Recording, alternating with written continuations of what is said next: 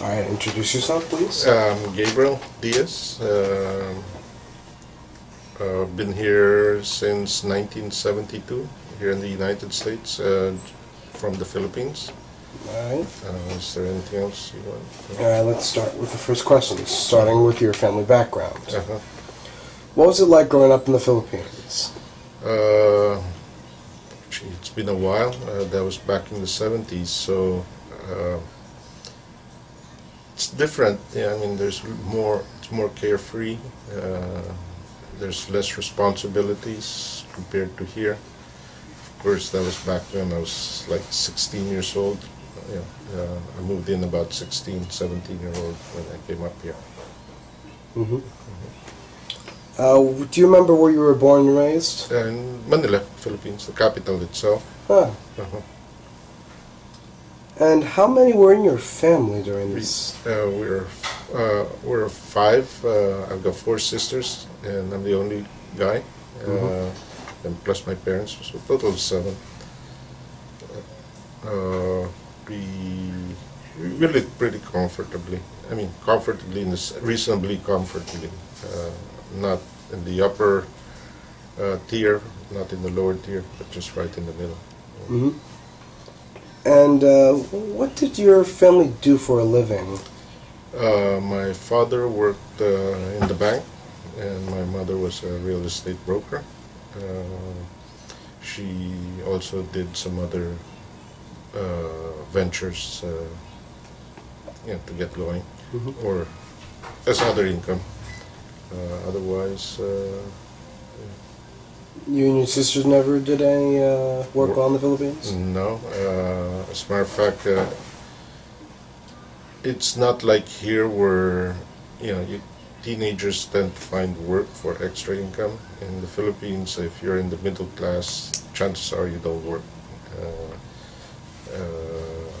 Everything is all given to you, of course, within a budget or within certain parameters. We never worked back there. No. All right. Well, you probably already answered this question. In fact, you actually just did. But let's see if you can maybe elaborate on this. Was your family well-off, poor, or middle class back in the Philippines? Middle class. Like what I mentioned earlier, we were comfortable, but not extremely, on the upper class or nor in the lower class, just right in the middle. It was good enough. Life was good, although one of the reasons why we moved here was because of the declaration of martial law by President Marcos, and my father thought that it would, with the conditions there, it would have been better for us to move out here. Mm-hmm. All right. What do you remember growing up in the Philippines, if you can? Just carefree days, just playing along, with the buddies, going to the beach with the family. There was really not much, like I said, there was not much responsibility. But again, that was young. I was young, 16-year-old. Although the 16-year-old here is totally different than the 16-year-old there. I think that 16-year-old, sometimes I think that's about the start when they start working, getting a little work here and there, trying to earn a couple bucks. In the Philippines, it doesn't play that way. Not unless you're probably in the lower class. That's when like all the family would have worked together. Maybe I don't like to say lower class, but lower income. Maybe if you could less well-off people. Less off people. My mistake there. Didn't mean lower class, but less income. There they tend to work more, while if you're in the middle class, you don't. All right. How's your schooling over there in the Philippines? Went to a private school, similar to here. It was all private from the beginning to high school. It was run by Christian Brothers. Okay. What else did you? I mean, what was it like? You said. Yeah, like what was it like there? Like, would you say it was probably equal to American schooling? Oh.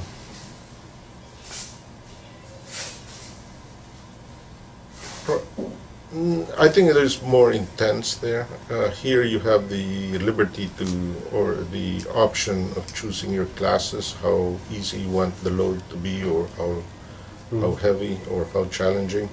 Okay, you can choose honors courses and such? In the Philippines, there's no such thing. I mean, it's, you're given a set of courses, and whether, no matter, what your grade is, whether you're up in the upper bracket of the class or the lower bracket, you take all the same classes.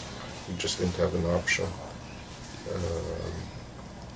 In here, one thing I noticed when I moved out here was that the students move from one classroom to another. Over there, you stay in your class the whole day, and the teachers are the ones that move around. Again, I mean, it was fun. I mean, after class, hang out with buddies. Or what about, like, because you said you were in a private school, right? Yeah. What about public schools? Were they the same, if you know?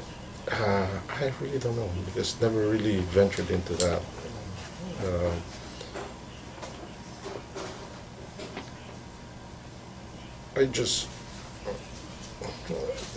It's just something, And you never experienced? Yeah, never experienced or never even given it much thought, although it's there, just never given it much thought.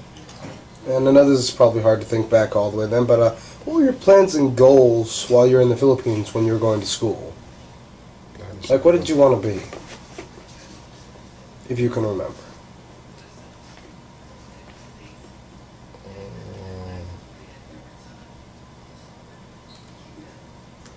It's been a while back.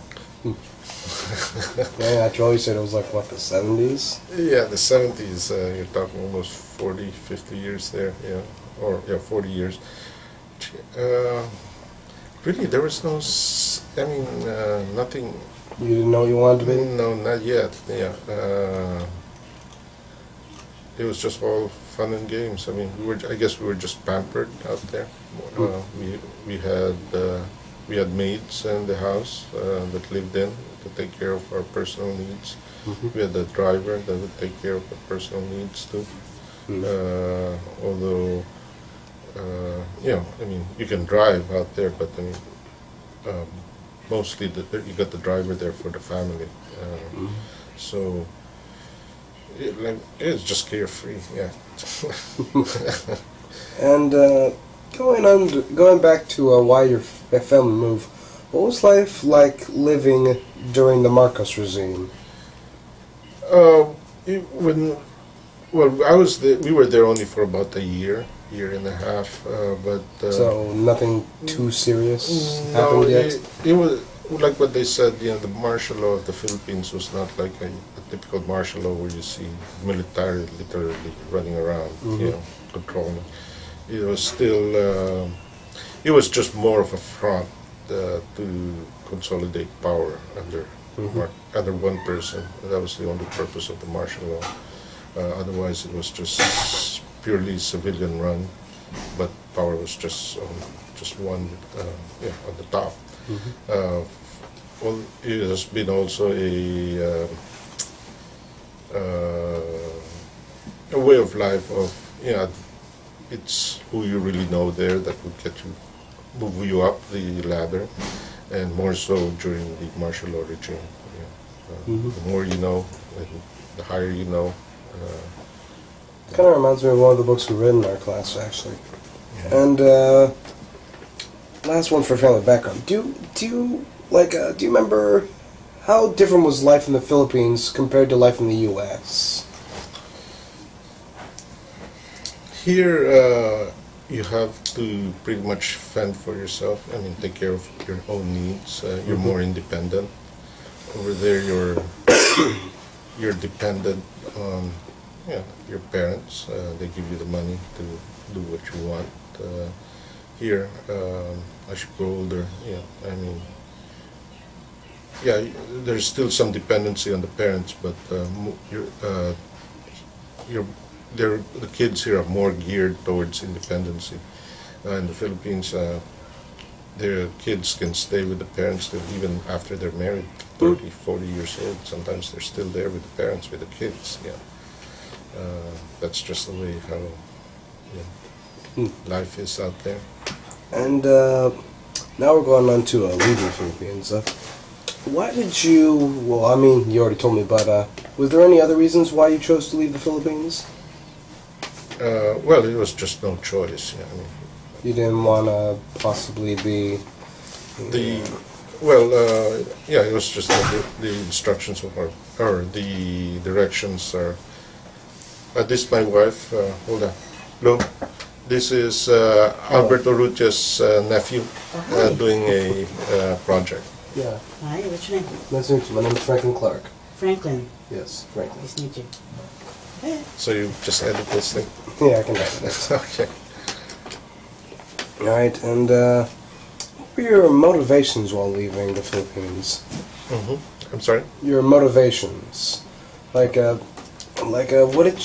was kind of pushing you other than leaving? Like, did you look forward to going to America and such?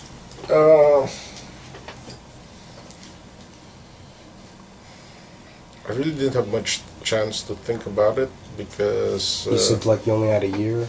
Yeah, about a year. Hold on one second.